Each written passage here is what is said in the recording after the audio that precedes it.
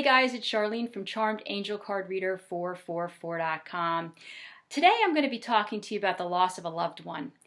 This video has come after a long time of consideration, and also the fact that a lot of you have reached out to me over several months and asked me how I've been doing. Well, now is the time I'm going to tell you. I'm doing a lot better, thank you very much.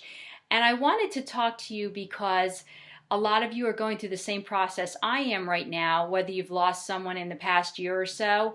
I kind of wanted to produce this video in memory of my mother, who just recently had a birthday, and I lost my mother to a rare form of cancer in 2016.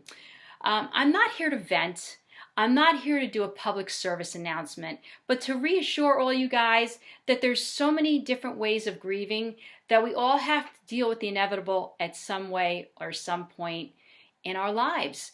And most of us understand that there are different stages of grieving. But for those who don't, I'm going to quickly go over them with you. There are 5 stages that we all go through, and this is what they are.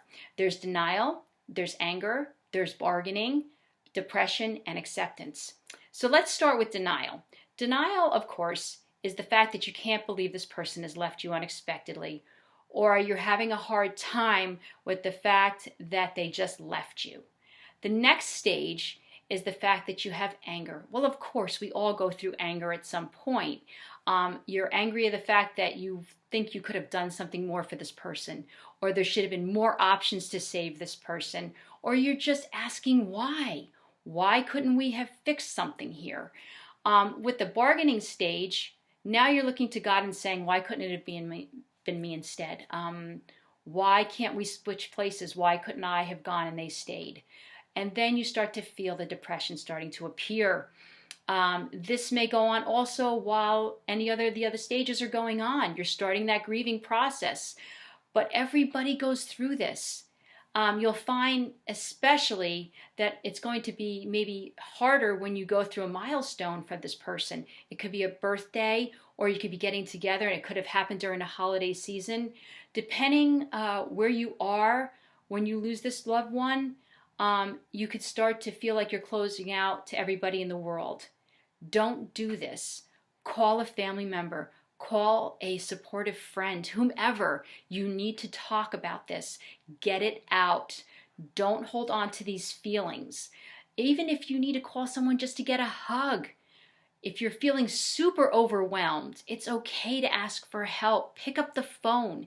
Seek out people who love you, or go to counseling. No one is going to fault you to go.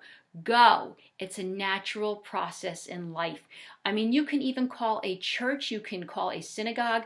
Nobody will not help you. They will be there to help you through this process.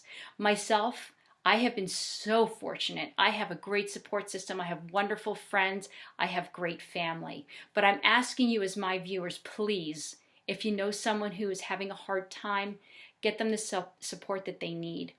As for the last part of this, there is acceptance. This is when you start to come to terms with the fact that this person is a better place and they're an angel and they are there with you. And you find your own way to have peace with their passing. Now let's talk a bit about 2016. Well, let's talk about the fact that this was probably the hardest year on some of the people that I love the most. Just not in their personal life, but even with people as a whole. This world in 2016, we lost some of the highest profile figures that I have ever seen. We're talking about musicians and actors and politicians and sports figures.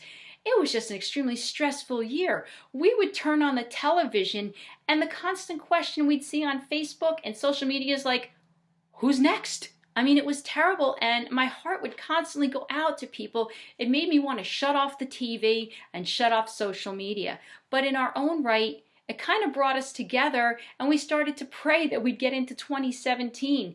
And we made it, folks. We made it into 2017. But you know what?